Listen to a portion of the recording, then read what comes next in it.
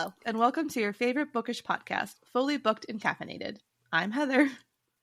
I'm Kelsey. And today we will be discussing the best-selling young adult vampire romance that had a chokehold on the entirety of America and also made middle-aged mothers fight over Team Edward or Team Jacob, who, shall I remind everyone who's listening, was a child, a youth in this series. That's right, we're covering Twilight, which was published in 2005. I just want to get that out of the way now, because this is definitely an older book that we're covering. Oh, yeah. Wait, before we get started, are we going to talk about which team we were? Oh, sure, we can. Yes. I Okay. was Team Edward, for sure. I was Team Jacob, for sure, and now I'm very uncomfortable about it because I was reminded of the fact that he's like 14 or 15. A literal child, but I didn't... A baby. I didn't feel anything from him in the first book, but definitely like a New Moon. I feel like because his character is so prominent in New Moon. Yes. I was like on the fence about it, but yes. Twilight, and also, I was strictly like Team Edward. I didn't read the books before seeing the movies, so I saw Taylor Lautner and I was like, damn. With his long hair that I got like chopped off, and he his was just hot. like beautiful skin. I was like, oh my god. And Robert Pattinson has never been my type. You know what I mean? He was not the best choice for Edward Cullen whatsoever. No. I mean, I love Robert Pattinson. I think he's a great actor, but he's not hot enough. I know. And even like Kristen Stewart as Bella, which we're actually not talking about the movie because we didn't get to watch it. But I just want to say that the casting for that movie was the actual worst. And they like made... Never mind. Let's not get into it. Let's just talk about the book because I could go on and on about this damn movie. Talk about the movie. That's a separate discussion. We're talking about the book. All right. What are you drinking to fuel yourself for this book? Let me just say I need something stronger than what I'm drinking.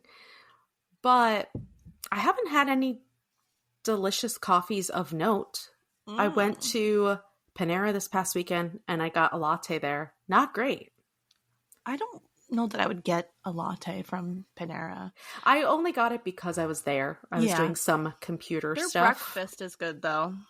And I do love a soup bread bowl. Nothing wrong with Panera. It's just not the coffee destination. No, it's definitely not. And I'm missing out on a delicious fall coffee that I could have had. Which, by the way, this is not about fall. Oh, this is going to be off the rails. Anyway, did you see that Dunkin' Donuts is going to have, for their Christmas stuff, a cookie butter donut? Yes. I can't wait for that to come out. Wait, they've had a cookie butter donut. That's not anything new. I thought it was new. It was on this little page of like... Well, I mean, it's new for the winter, but it's like a repetitive thing. They've had it before. Oh. But I did see the drink list because I sent it to my mom. And there was the signature latte was like a sugar cookie one. Yes, I saw that. So I'm excited for that because Starbucks sugar cookie is my absolute fave. And I know they did have the cookie butter latte last year. And I guess I just didn't see the donut. Yeah, the cookie butter latte it's also one of my favorites because I like they put the little... That's really, really good. But the donut, but now they didn't have it last winter, but they've had it before. They have had it. And because I like it, but it's like really, really, the cream in the middle is very, very sweet. Yeah. It's like the brownie batter one. Yes. Which is literally my favorite, but also it gives me like a cavity every time I eat it. Anyway. Wow. Okay. What are you drinking? I had a pumpkin cream cold brew this morning from Starbucks because delicious. It's just still, I want to try the pecan, but I just love this pumpkin cream cold brew so much. So it's so good. I'm like afraid to go out on a limb here. But now I'm drinking a nice cold wild cherry Pepsi. Delicious. The fave. Yes. Anyone who fast forwarded, thank you. Here we are. All right. So Stephenie Meyer's Twilight Saga has sold over 160 million copies globally. Yeah, crazy. Okay. She was the highest selling author of 2008 and 2009 in the United States, having sold over 29 million books in 2008 and 26.5 million books in 2009. Okay. So this is why I wanted to say this book came out in 2005. So it was published in 2005. It didn't become a craze until 3 years later in 2008. When did the first movie come out? Don't know. I'm 2009? Oh, 2008. Oh, okay. So maybe that's why. So that's exactly why, yeah. Yeah, there you go. So literally, it came out, it didn't garner as much attention as it did once, like, the movie came out. Mm-hmm. And then USA Today declared Meyer author of the year, citing that she had done something that no one else had in the 15 years of the USA Today bestselling book list, which is that she swept the top 4 slots in 2008. So all 4 books were at the top. Okay, so they weren't saying anything about the quality. No. Just about the numbers. Okay. Yeah. Yes. I get it. Which, once I read Author of the Year, I was... Gotta go by the numbers. I get it. I know. On her website, she actually has a whole page, and it's very detailed and very long, dedicated to how she came up with the story of Twilight and how it got started and how it got published. I'm telling you, I barely even read it because it was a novel itself. So, but I took this excerpt because I, had to. So she says, I woke up on June 2nd, 2003 from a very vivid dream. In my dream, 2 people were having an intense conversation in a meadow in the woods. One of these people was just your average girl. The other person was fantastically beautiful, sparkly, and a vampire. They were discussing the difficulties inherent in the facts that A, they were falling in love with each other, while B, the vampire was particularly attracted to the scent of her blood and was having a difficult time restraining himself from killing her immediately. Okay, so it was an unoriginal thought, basically. It was given to her in a dream. This is plagiarism. I was like, oh girl, you just had a vivid dream, and then she woke up on this day and started writing this book. I was like, okay. Props to you. Honestly, I can't fault you. You did it. You went out and wrote a book. You did it, and you're a millionaire now. Exactly. And also, she was like, you know what I have to leave in there? That he's sparkly. Oh, God. I'm sure we'll get to it. So Twilight itself, the book, received lukewarm reviews. So some praised the novel's tone and its portrayal of common teenage emotions such as alienation and rebellion. I'm confused by that, but okay. And then others criticized Meyer's prose and argued the story was lacking in character development, which, facts. Complete and total facts. This is so funny that they say this because as I was reading it, I was like, this does not feel like real teenagers at all. No. And I was obsessed with this book when it came out. And I'm just like, why, Heather? I know why. But I'm like, why?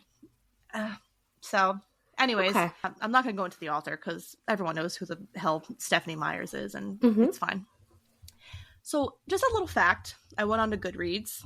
And I just wanted to say that Twilight has 6,771,252 ratings. Okay. God, that's so many. So many. And also, the Goodreads description is 4 sentences long, which I do recall now that seeing the back of the book when it first came out. So this is all we get. We get about 3 things I was absolutely positive. First, Edward was a vampire. Second, there was a part of him, and I didn't know how dominant that part might be that thirsted for my blood. And third, I was unconditionally and irrevocably in love with him. Okay. Yeah, I remember that. Yep. So let's just dive right in. Let's do it. Okay, so our main female character is Bella Swan, a 17-year-old introverted girl who moves from Phoenix, Arizona to Forks, Washington to live with her father, Charlie Swan, who is the town's police chief. Which, I will say this, last thing I'll say about the movie, maybe.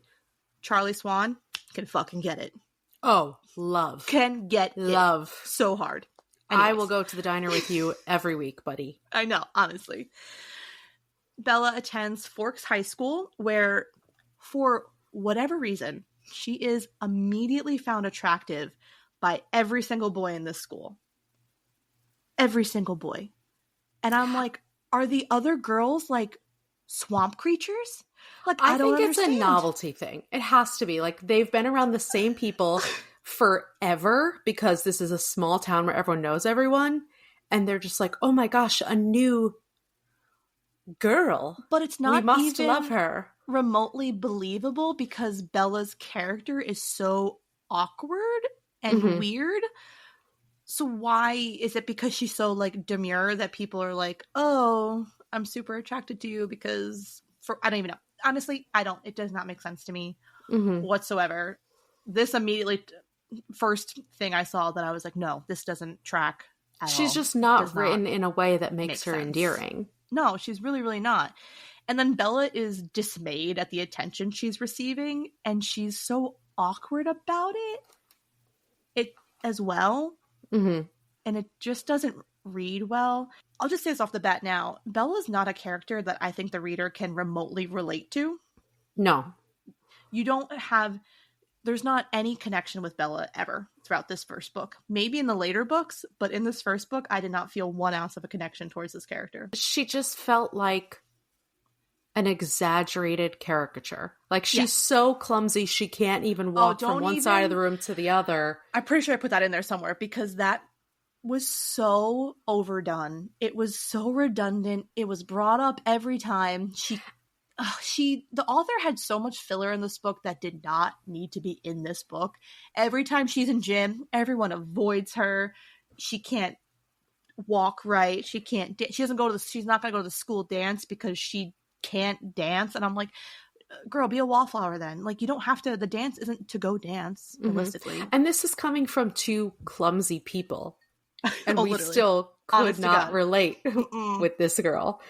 No, I got really annoyed after the 100th time it was mentioned. The gym thing was too much for me. Like, too much. You just stop swinging your racket if you're just... I know. If you're hurting everyone. And she's like, oh, I would hit the volleyball, and the one time I would hit it, I would hit a player on my team, which, okay, that's funny. But yeah. Anyway. So while in the cafeteria with her new bestie, Jessica, she sees a table of extremely beautiful model-like people, and she just wants all the details on them. So, again...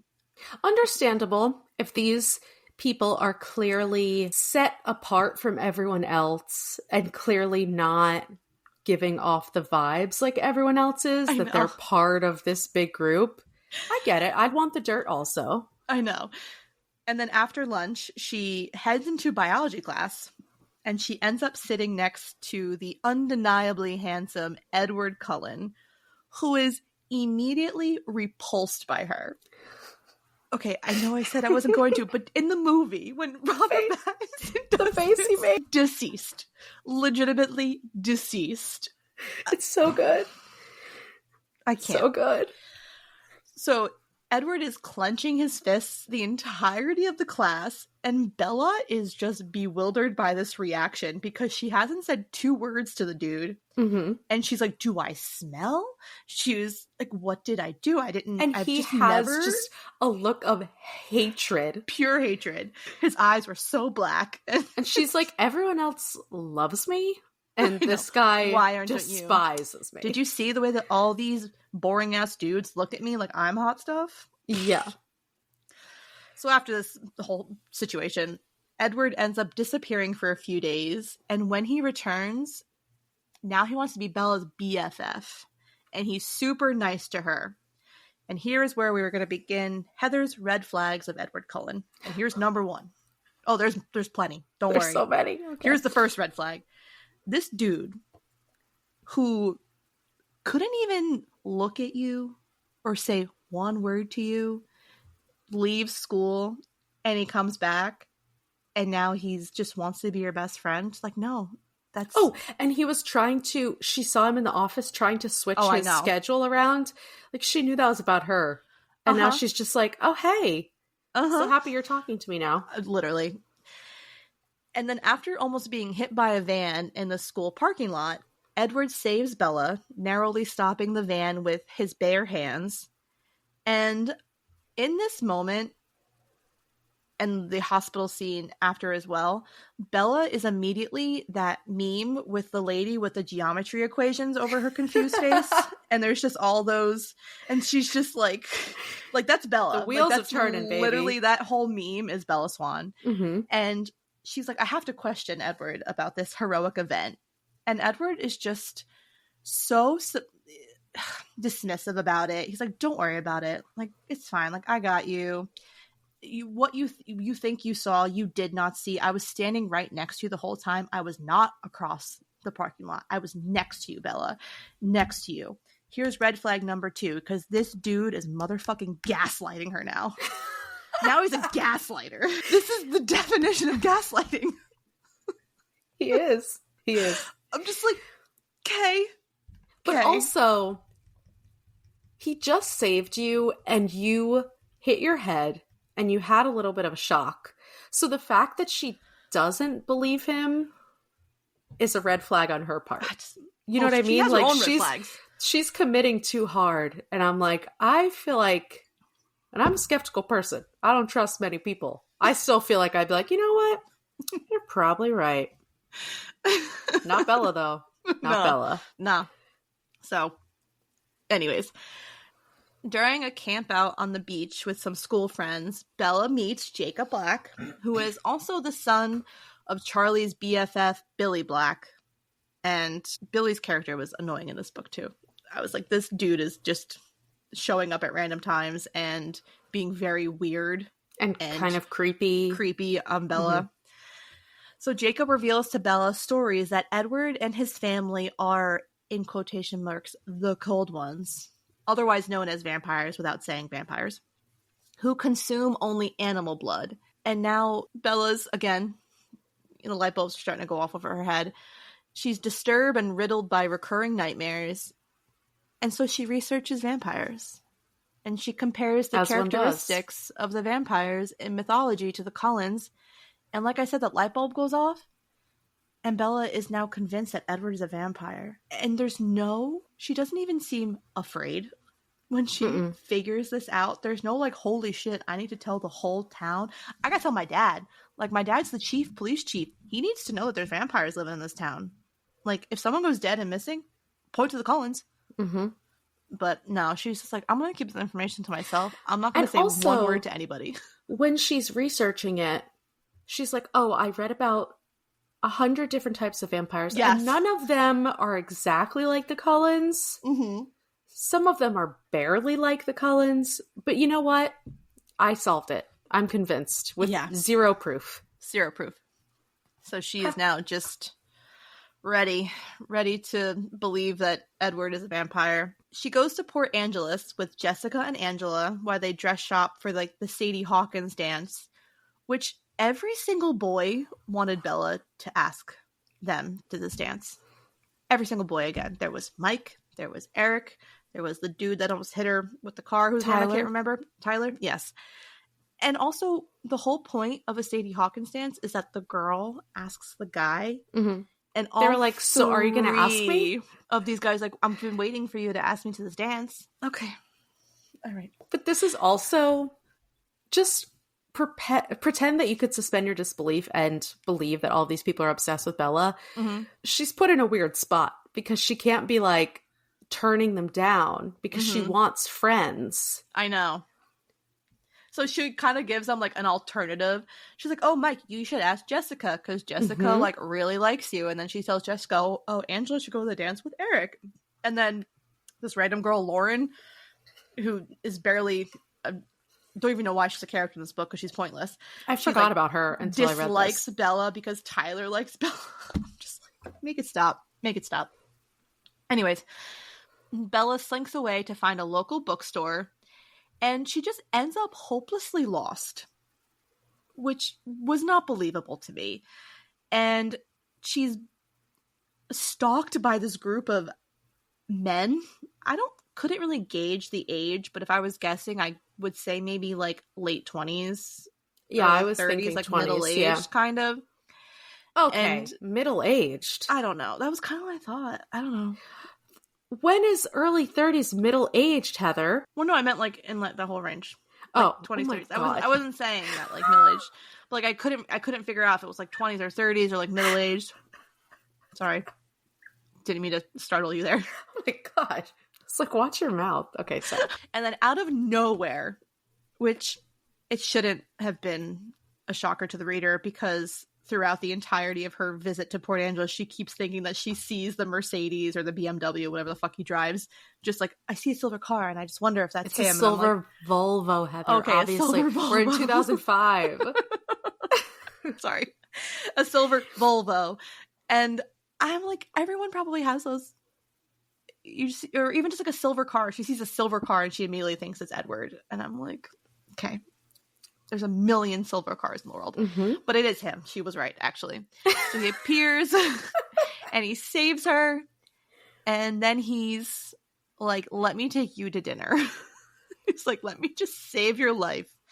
And then I'm going to take you to dinner because if I don't take you to dinner, I'm going to stew over these men and I'm going to do bad things to these men. They're at the dinner. So comforting. I know. And here's red flag number 3. The way that this man, boy, whatever, vampire, is staring obsessively at Bella after barely knowing her. It's like intense eye contact. Like the waitress is coming to the table and thinks Edward's hot and he's like dismissive to her. He's like, yeah, we'll take this and that. But looking at Bella like the entire time. Does not leave eye contact once. I'm like, okay. And Bella's like, why wouldn't he look at the waitress? Like, she's so pretty, blah, blah, blah. And I'm just like. Also, like, why are you just sitting here watching me eat my raviolis? I know. Give me a break. It did sound good, though. I will say the mushroom It made me want raviolis. Yeah, that's true. Really good. So Bella tells Edward that she knows he's a vampire. And Edward confirms her belief and confesses that Bella's blood is more desirable to him than anyone else's. And that's why he reacted the way he did that first day, because he wanted to kill her. Red flag number 4. This man wanted to murder you. In biology class. But it's fine. You keep falling in love with him. It's all right. Make it make sense, but okay. He tried to stay away from Bella to avoid hurting her, but here we are. Here we are. Now he just won't leave her alone. He just goes, he's like never leaves her side now, which is weird to me as well. But she's all about it. Oh, all about it. She's like, if he leaves my side for more than 5 seconds, how will I live? And it's like, what? I know. I don't understand for so many reasons, but one of the main reasons is that even their conversations together, especially early on before they have any moments alone, like the meadow and all this stuff, they have absolutely no connection whatsoever. And he is so hot and cold. From 1 second, she says how his moods just flip back and forth, and she doesn't even know if he likes her or if he hates her and all this stuff. And that just makes her love him. I can't. It doesn't make any sense. Like, even just, it doesn't make any sense. This is an unhealthy relationship standard that she is setting. And then people are supposed to look up to this. She's making them fall in love within like a 24-hour, 48-hour period. Like, and not just in love, but like to the death. She will die if she like is without him. Yes. Which is what she wants, but anyways, he tells Bella how he is a 103-year-old vampire who was turned by Carlisle when he was near death with the Spanish flu in 1918. And then we get this whole historical spiel of how Carlisle became, how the whole family became. I was falling asleep, like, reading this. Like, this was the most... I get world building. Like, I completely get it, and I get having a creative story. But this wasn't well written. It was like a history class. And there's just no connection to the characters, so you don't care where they came from. No, I don't. I really don't. And why does Bella even care? Couldn't tell you. Like, when they go to the house, like, she like immediately wants to know all the history about everything. And I just was like, I don't know why. Like, it's boring. And also just so unbelievable. And she just takes it all and is like, I know. Facts. Exactly. And then Edward has this supernatural gift for reading people's minds, but for some inexplicable reason, he can't read Bella's thoughts, which I guess makes her more appealing to him as well. Also, another red flag. Who wants a boyfriend who can read people's minds? Oh, I know. Not me. But actually, here is the worst red flag. Might be my last one. I can't remember. Probably not. But it's number 5. Okay. He admits that he watches her sleep every single fucking night. And she's not upset or creeped out. She's embarrassed. Yeah. That shouldn't be your first thought when someone says that they've been sneaking into your home every night and watching you sleep all night. I would be like, Charlie, we're moving. We're getting a security system. Mm-hmm. This man is the police chief. His house is not secure. No, it's not. Legitimately not. Which is rich considering he lives in a town where there's a bunch of vampires and a bunch of I know. to be seen wolves. Anyway. I know. Literally. But like I said, in the matter of 48 hours, these two characters fall in love, but there's legitimately not 1 ounce of substance to this happening.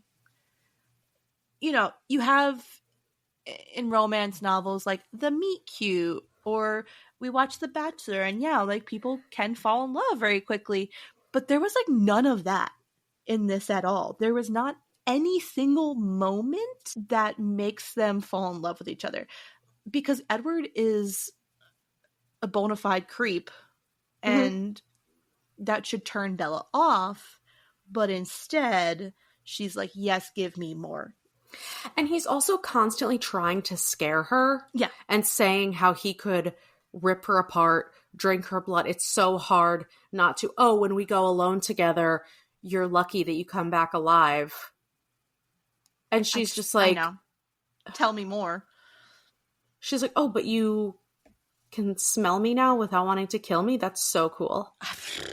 And then, this is the part that I forgot about the books, which really, at one point, I put the book down and I looked at Eric and I said, this woman is a millionaire and I am confused. When she says that anytime he breathes, she smells his breath. And the allure of his breath smell puts her in this loving trance. This is a new type of gaslighting. This is literally the author's now gaslighting me. Gases controlling her emotions. Imagine smelling someone's breath and being like, oh my God, I wish I got more of that. Ooh. And this was also one of the issues that I had with the book, reading it now as an adult, is the descriptive words that she uses and the way she describes certain things. I was like, yuck. No, thank you. Like, no, don't want it.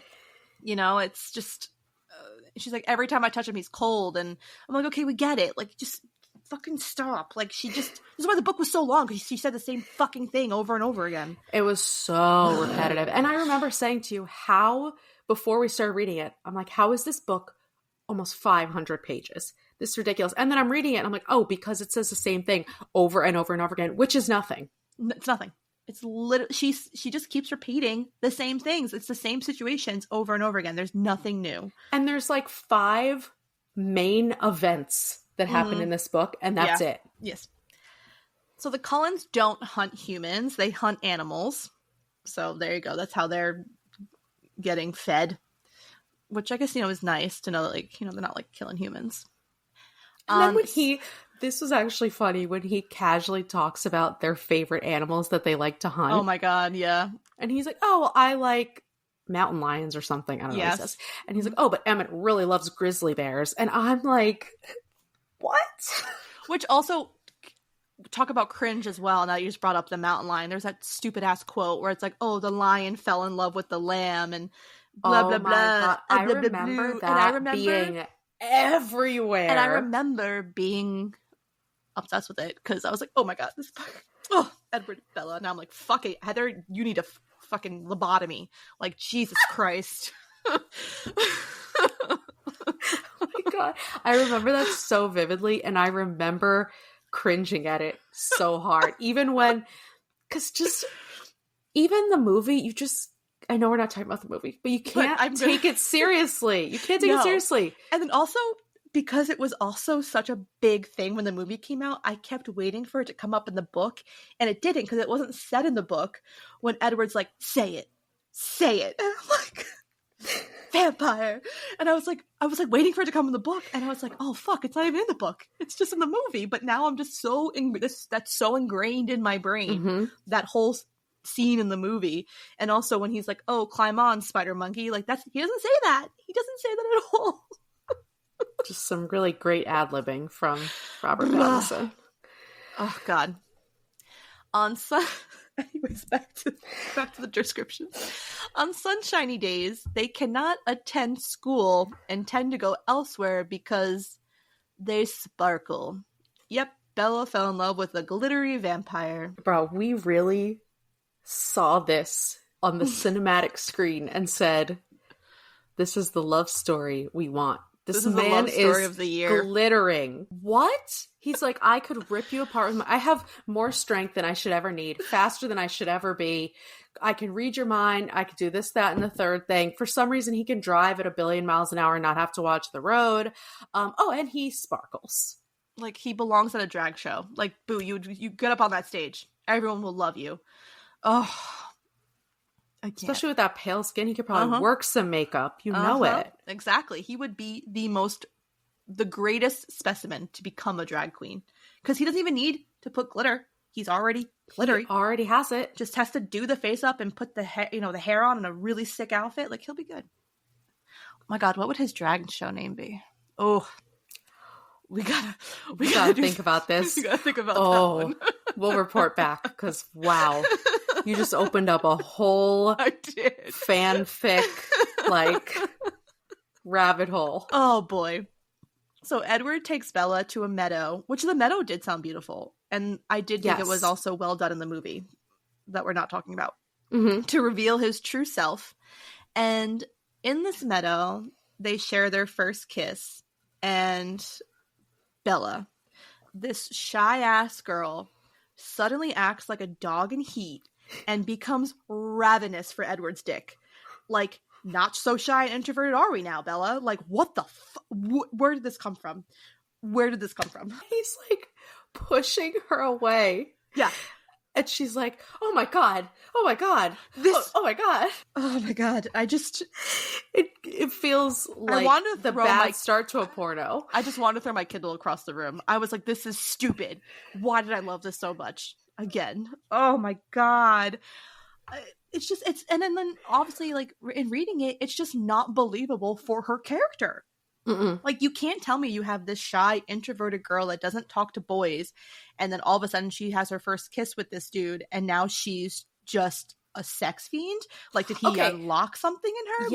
Yes, no, that's it. Because this is why this is unfair. Okay, this is a predatory relationship for many reasons. Let's talk about the imbalance of power. For one thing, this man has breath that can make you fall in love with him. Of course she's trying to hump him. He's like, oh, Edward's breath is my brand of essential oils. Just want to have it all the time. It's an aphrodisiac. Literally.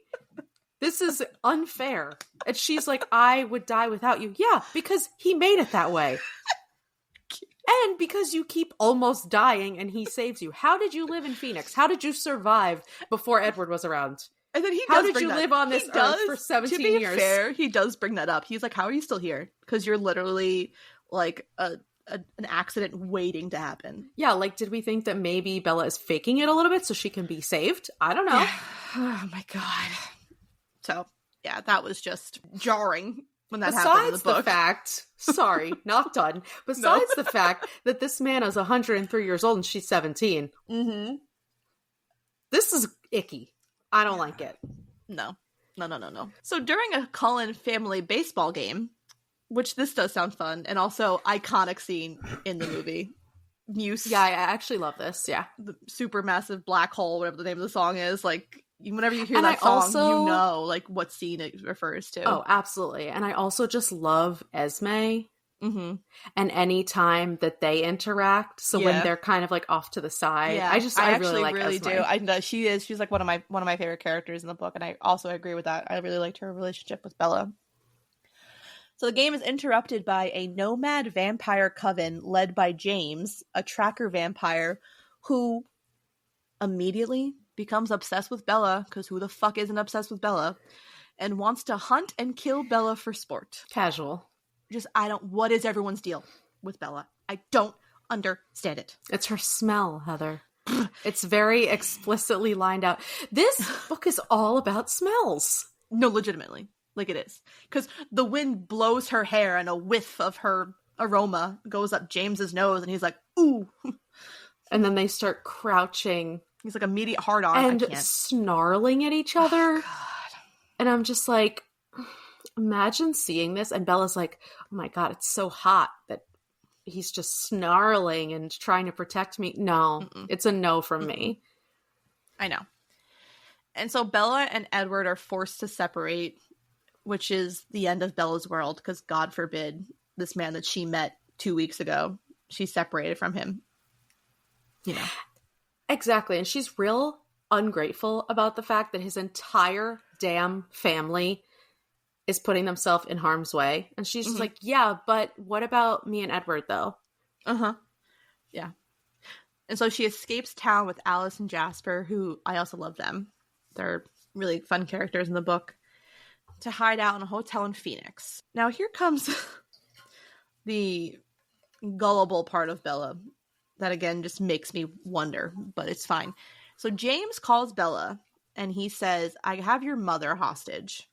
So I need you to come meet me with your mother. You can't bring anyone. And naive Bella's like, yes, she has my mom. I have to sneak away to save her. I have to sneak away from these all-powerful vampires who are doing everything to save me and protect me, because you know what? I'll be better off without them. She just falls right into this dude's trap, though. And he'll definitely just let my mom go, and I'll somehow That's the survive. Other thing. I'm like, you're gonna go and, like, what do you think is going to happen? What do you truly believe is going to happen? I feel like Bella is more of a in-the-moment type gal. Yeah, she doesn't really think her decisions through. She doesn't. So, of course, James attacks Bella, and before he can kill her, Edward swoops in with all the other Cullens to save the day. Wait, rewind for a second, because how the way that she got away from them... Oh, I know, in the airport. First of all, they can smell you. So I don't know how you're escaping these vampires. And she just... Smart Bella, clumsy, can't even stand up. She just races through the airport, hops in a cab, and she's out. I guess this is a loophole in Stephenie Meyer's story of smells. Because how? She must have been wearing like a balaclava, or she must have been fully covered. No smells emanating, but okay. All right, sorry, please continue. Cullens kill James, and Bella has been bitten, and Edward prevents Bella from becoming a vampire by sucking the venom out of her wound. Which, interesting twist. Don't know. I don't hate it. I don't hate that.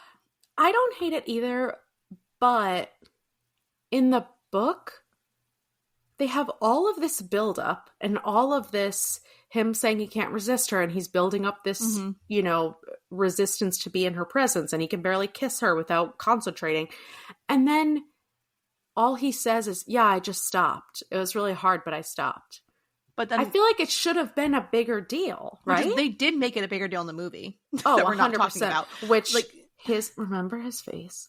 Exactly. And when he looks like he's jizzing in his pants. Yes. Robert Pattinson had to do that. Like, get this man, did he get awards for this? Get this man some awards. Because, I'm sure they won some MTV movie awards. I'm sure that they did. Okay, so the movie we're not talking about. Anyway. Exactly. So she's treated at the hospital, and the story that they're telling everyone is that she fucking, like, fell down the stairs and out of a fucking window. 2 flights of stairs and rockets out a window.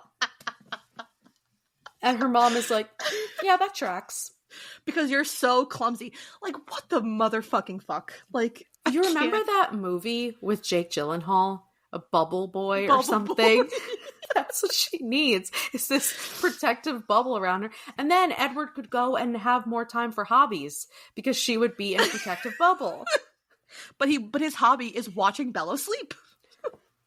Oh, heavens. He has one hobby, and it's being a It's motherfucking Bella. creep to Bella. Gross. Oh my god, gross. Okay. So they return to Forks, and Edward takes Bella to the prom because he doesn't want Bella missing out on any normal human experiences because of him. Which I appreciate. Thank you, Edward. That's a nice sentiment. And then Bella admits to Edward that she wants to become a vampire like him. She wants to just leave her life to become a vampire for, once again, a man she's known for maybe now 2 months. As I said, Bella doesn't really think decisions through, because then Edward asks the first very obvious question. What about your mom and dad? And she's like, I don't think it'll be an issue. Yeah, they'll understand that I'm just following my heart.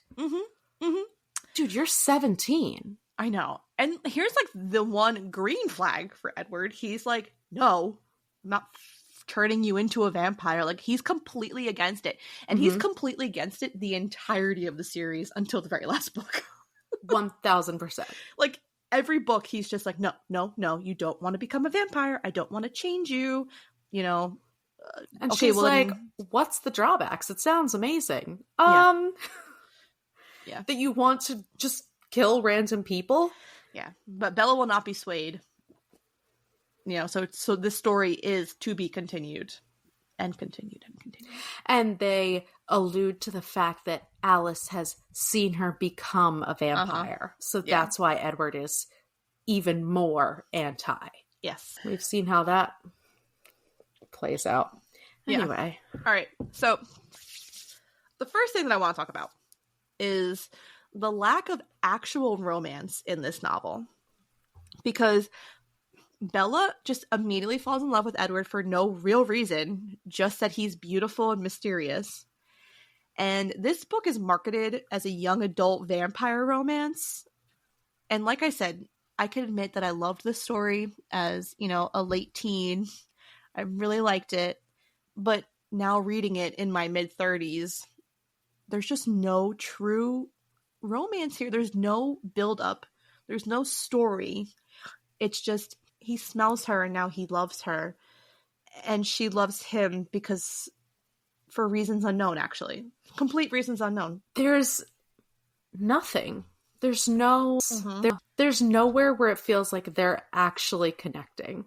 Every part is her being nervous about what he's thinking or what she says, and him, all he keeps saying is, well, if I was a nice person, I'd let you go, and if you were smart, you'd stay away from me. And I mean, and also, did you ever think, like, if you have to force them, you don't want them? You know what I mean? And on top of that, now that I've read so many dark romances, the way that Stephenie writes Edward as trying to be this devious, you know, villain, it just doesn't come across at all whatsoever. And it kind of takes away from his character because you're not, again, there's just no substance. Like, I know I keep saying that, but there's just no substance to, like, their characters. It's giving hormonal teenager from someone who's supposed to be 103 years old. I feel like he should have his emotions under control. But also, you get these small nuggets from his family of them being like, he's never felt this way before. And it's so special because we wanted him to find someone. And if you just go off of that, oh, that's so sweet. He finally found what he's looking for. But then you look at their relationship and you're like, I do not get it. No, you don't. And there was potential for her to have those moments between them. Absolutely. But the way that it's written, it's just, she doesn't have a thought in her head. Like, it's just, exactly. You just have to immediately accept that they would die for each other. That's it. With no reason. No lead up. It's almost like Love is Blind. Like, this is like the equivalent of Love is Blind. You just fall in love with somebody, but at least on that there's substance to why you fall in love with them. Yeah, at least they have real discussions like, hey, do you want to have kids? Hey, do you want to live forever and be a vampire? Who'd you vote for in the last election? I didn't see them asking any of those questions. I know. And like, I know it's young adult too, but I feel like if living in this way in this generation now, if this book came out now in 2024, I would be a pissed tween. This is what you're giving me? And we read YA books. We have reviewed many current YA books on this podcast that we loved. This is a travesty. Also, you know what really pissed me off when I was reading this? The fact that this whole confrontation happens in a ballet studio.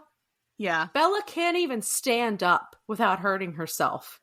They couldn't have, and he's like, oh, the mirrors. They couldn't have picked somewhere that actually had relevance or substance. Yeah. She probably took 2 dance lessons. Like, Literally. What are we doing here? And also, how did James find those videotapes? And how did he, like, even that whole plan was stupid. Just everything was stupid. Okay. What do you think of her desire to become a vampire? Do you think it's justified? After reading this book, do you think her desire to become a vampire is justified? Well, this is a tough question because I don't think any of this is justified. If I'm buying into the fact that they are actually in love, then of course, because she doesn't want to grow old when he's not going to grow old. And how... Okay, it's like Shadow and Bone. You know how she's like got these powers and he doesn't. And she acknowledges that they're not going to be able to stay together because they're not going to relate and it's going to create this resentment, animosity, or whatever. It's the same deal. Yeah. So I totally get it. But at the same time, you know nothing about it. You've asked basically 0 questions. You're not thinking about the aftermath where you won't even be able to be around anyone that you know without trying to kill them. So it's definitely a no from me. But if I was her, yeah, I'd be like, sure. No, I wouldn't want to live forever, especially not in Forks, Washington. Imagine. What do you think? Well, I agree with you. I don't understand, because if there's one thing about Bella from this book is that she has there's nothing she loves. There's no like hobby she has. There's not something that really makes her happy, and just, you know, there's nothing, because again, there's no substance to her character. So how can someone that doesn't really do anything in life have this sudden desire to just want to do a complete change of her life for someone that she just met? And I admit his family does seem hella cool. Like, I would love to kick it with the Cullens, but like, it just, from this book alone, there's just it does not make sense. Yes. Does she think that she's automatically going to be able to play Mozart and be good at baseball and all of these things that Edward is good at because he's a vampire? Or is that just because he is a gifted athlete and musician and he's had 100 years to practice? And it just makes her so selfish because, like you said, she's not even thinking about her family, and she doesn't in the other books. She doesn't give 2 fucks. She's so hell-bent on, I have to become a vampire because I need to be with Edward forever. It's like she's under the spell for him. And he's like, you know, like I said, it's Edward's like, girl, like, no, I don't want to do that to you. He's finally got his head on straight, but she's just so adamant that... Yes, that's the thing. He is telling you, this man this man-boy vampire that you're so obsessed with and invested in is telling you no, and you're so invested in him, but you're not listening to what he's saying. Even when he's saying, stay away from me, you're not listening to him. Everyone in her life, she's not listening to Jacob or Billy. She is a bitch to Charlie. Don't even get me started. Justice for Charlie is really the point. For Charlie. Ugh. And she's like, will you be okay if I'm not home for one day? He's like, I lived here for 17 years without you. Yeah, their whole relationship is so weird. She was so ungrateful. Yeah. And I was just like, what did he ever do to you? I know. Even like that whole scene in the book where she needs to like leave Forks and her whole like dramatic. No. Like, I hated it. I hate that part of the movie. I hate that part of the book. It's so heartbreaking. Yeah. And they're like, it's fine. You'll just apologize later. No, Charlie's going to remember that. I know. And also, it just doesn't make sense. Like, you have this girl who's never been infatuated with anyone before, and now all of a sudden she needs to leave Forks over some guy. Like, it's just not believable. That she told her dad about literally that day. Like, it just does not make sense. But I guess to piggyback off that, and you kind of said that, does the idea of living forever appeal to you? Yes and no. Yes, because there's so many things that you'd be able to experience without limitations, such as old age, your health, money, all these things. It obviously has its negatives too, that they have to keep moving around. They have to live somewhere where it's not sunny, all this stuff. But even if like you could be, but like even if that's yeah, I know. But even if that's not, you could live forever and not be sparkly, and you could live in a different state, you know. I guess even just the idea of not even like living forever as a vampire, just the idea of like living forever. In this economy, in this world, in this election year, no. It's a no from me. In theory, yes, but in practice, no. Because it's that whole thing of, and this is such a tangent, but people who believe that there's nothing after death, and I'm like, this is it? You really think like this is it? This sucks most of the time. Yeah. You know what I mean? Yeah. I don't know. What do you think? I would. But a big reason for that too is that I have such like this inherent fear about death and like FOMO of what happens after I'm gone and missing out on things. So I think for me, I would want to live forever. Yeah, but then it's like the people around you, if they are aging as normal and you're not going to be able to, even if you were able to keep them in your life, whatever, you're not going to be able to enjoy things with them forever because they're going to have the limitations of being mortal. Yeah. So it's got to be such a lonely life, which for them, it's not because they have their coven, their, you know, their family, which is great. But if they don't have them, it's such a lonely life. Yeah. Valid points. I also wouldn't be living anywhere with Edward. Ain't no one watching me sleep. No, if I could have a vampire in the fictional world of pop culture, it would be Stefan Salvatore from the Vampire Diaries. Okay. I was obsessed with him. I was a Stefan girly. So. Okay. I am not a vampire girly in general. Just doesn't really appeal to me. I don't know. Hitting you with big questions. What did you, and we kind of talked about this, but what did you think about the mental whiplash that is Edward and his demeanors that he constantly switches back and forth to? Because there's kind of this perception from when I was reading and people that were, you know, reviewing the book, you know, they kind of make Edward out to be this perfect man, which is also like why Bella falls for him. But I just don't see it. I don't know how the toxicity of the way he speaks to her and like gaslights her as he did, you know, in the beginning of the book, and just saying all these bad things about like, oh, I could kill you in a second, but I won't. And it's just, it doesn't make sense to make him appear to be like this perfect guy and this really good romantic lead, because realistically he's not.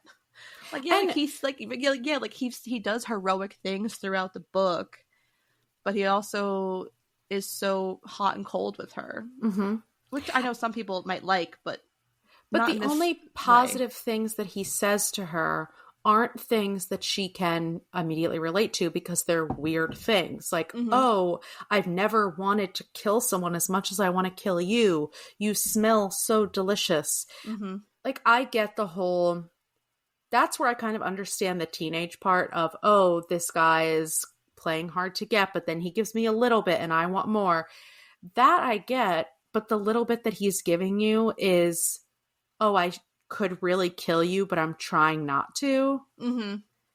It's just and then like eventually like he can kiss her without an issue. He can be around her without an issue.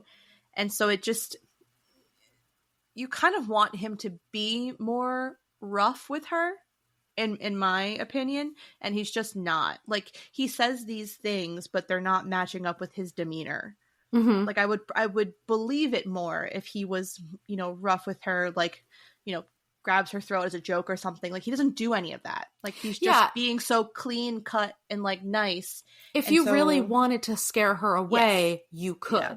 Obviously, you don't want to scare her away. Yeah, and he's like, "Oh, you shouldn't be friends with me. You should stay away from me." And it's like, but also don't. Like, okay. Yeah, but also now I'm going to never leave you alone, be with you every second, drive you to school, walk you to class. And how is she even getting through class? Because after they start... Oh my God, I know. Hanging out, I don't know, whatever it is they're doing. She's like, I just can't even focus. All I think about is when I'm going to see Edward again. I can't breathe when I'm not with Edward. Next to each other, there's like an electrical current. I'm like, it's like these two just like want to like rip their clothes off and like fuck on the biology table. Like, well, she does. Oh, I know. She clearly does. But it just doesn't. Oh God. The chemistry that Stephenie is trying to get across does not come across whatsoever. Yeah, I get the whole dark romance thing in dark romance books. Mm-hmm.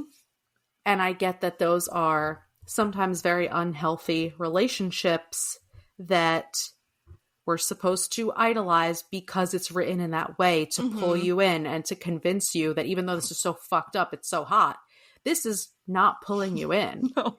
And I just don't understand the chokehold that it had over us. I don't, because I saw the movie before I ever read the book, and then I read the book because I had seen the movie. Don't know why, because the movie's not good, but it was still the whole experience of the movie and this phenomenon and this all-star cast and all this stuff. And then I guess you read the book knowing those characters and what they look like and, you know, how this is all acted out. So you read it differently. But even then, how are we believing the love story? I don't know. Yeah, I did read the books before I saw the movie. Mm-hmm. I did read them before the movie. But it's so ironic that you say that, because my last and final question is, what do you think about the phenomenon that has become Twilight? I think I don't get it, obviously. But it's one of those things that the smallest thing can blow up into something huge. Mm-hmm. Look at the freaking Hawk Twa girl, or whatever the fuck her name is. And she's a millionaire because she made this video that went viral. This is the old way of things going viral. But even... I mean, I worked at Hot Topic. We sold merch. We sold, I went to a midnight premiere of, I can't remember which movie. And the movies are not good. Like, the budgets that these movies got, the quality is not measuring up. Mm-mm. But it just, I don't get it. It's like a sheep thing. I don't know. It completely created like a cult following. Mm-hmm. And like I brought up in the beginning, you know, you had these middle-aged women who have children, they're moms, and they're idolizing this teenage boy in a book and making it weird and getting in fights on the internet about it and in person. And it's just, that was disturbing. Like, I remember the whole Twilight mom thing happening and just how like insane it was.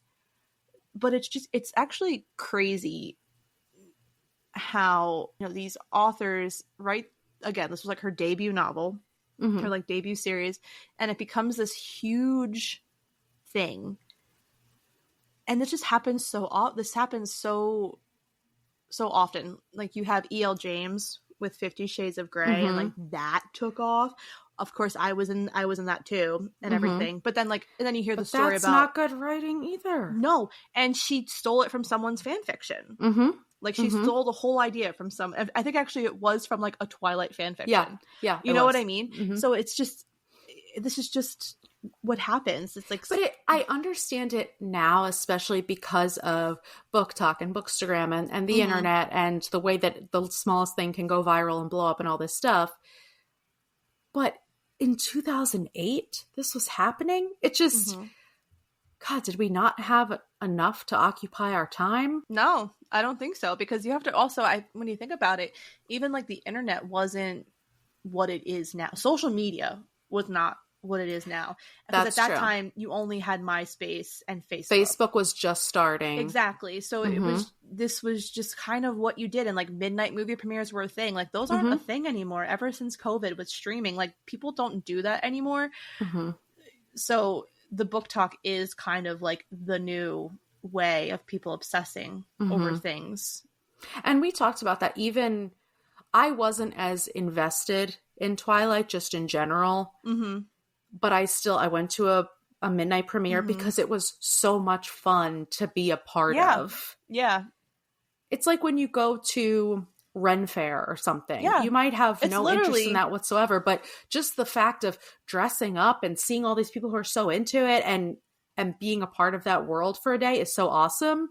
And then it just turns into this sheep mindset of we're just all obsessed with this thing and we're kind of ignoring the fact that the substance isn't there. But if you can get into, you know, a discussion with someone about whether you're Team Edward or Team Jacob, great. You know what I mean? Yeah, I mean, like I'm not saying that she doesn't deserve the success she has, because kudos to you. Like, you wrote a story, you're doing what every author wants and hopes for, you know, every aspiring author wants. And she did it, and now she's rich forever. And she created a story. But I guess for me, reading it now, and I know this is a young adult series, but obviously it was put a chokehold on all fucking ages. Oh, yeah. You know, it's just, when you look back now at the saga in its entirety, it just wasn't a good story. It wasn't good. And like each book kind of got so, she did too much. Like she really did too much. But everyone loved it, you know. But like thinking back on it now, I just there's no substance, and she goes on these historical tangents, because I remember she does the same thing in the other books, and it takes away from the actual story and the actual connections to the characters. So it's wild to me that this was such a big thing, but I can't fault her because I was in it. I was a total Twilight person. So oh yeah, she has our money for sure. Has all of our money. It's just hard to look at it in hindsight. It's hard for us to understand and put ourselves in that place in hindsight, because it just seems so like there's nothing there. Anyways, should we get to the ratings? Yeah. Oh yeah. All right, so this is out of Sparkly Vampires. So I finished it, vampires. and I said 3 out of 5, but then we discussed it, and now I'm like, no, this is a definite like 2.5 out of 5 Sparkly Vampires. That feels generous. Yeah, because I was a 3, and then I'm like, no, this is actually, now that I'm talking about it, you know, but like I have to give credit where it's due, because I was into this book, you know, and even reading it, I was like so excited to like reread it, and then while I was rereading it, I was like, oh no, this is not holding up. Like, this just like isn't good. Which was upsetting, because I was like, wow, like everyone was just obsessed with this book that has not one iota of anything interesting. You know? There just wasn't anything. So it's kind of insane. But, you know, it is what it is.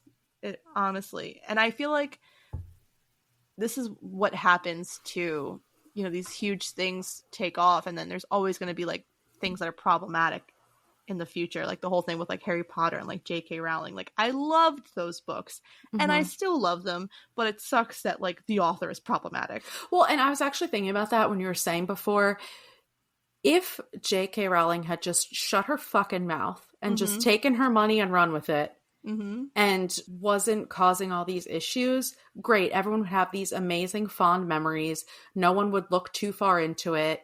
I mean, that changed a lot of people's lives, that series. And now we have to look back and feel guilty about liking it because now. She's hard. Exactly. Yeah, like it's tainted. And the good thing about Stephenie Meyer is she just took her money And I haven't heard from her since. No, like I know she wrote The Host, and she tried to create this sci-fi writing career for her, but it didn't really take off. And like I know she wrote Midnight Sun, which was Twilight from like Edward's POV. I never read that.